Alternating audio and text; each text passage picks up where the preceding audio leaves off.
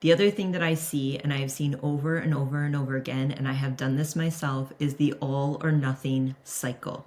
And that comes from dysregulation. It's like we're either all in or we're all out.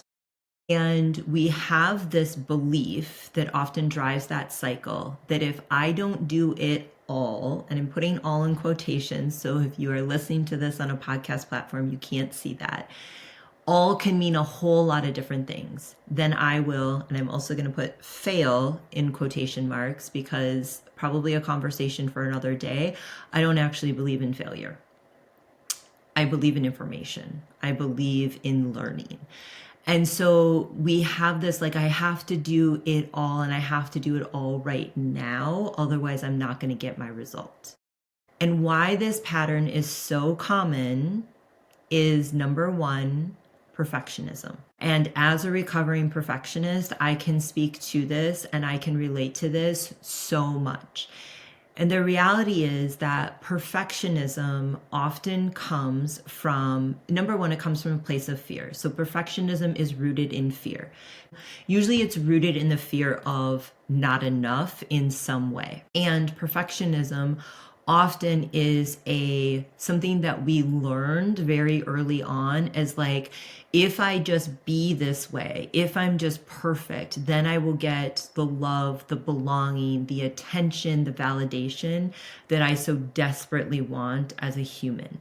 And so we perpetuate that cycle. And if you can relate to any of that, like I can, you probably also know that shame is underneath that perfectionism, and shame gets to that piece of us that says, I am wrong or I am bad. Whereas an emotion like guilt is, and I don't love the black and whiteness of good and bad, but I'm going to use it just as a descriptor. Whereas guilt is that I did something bad.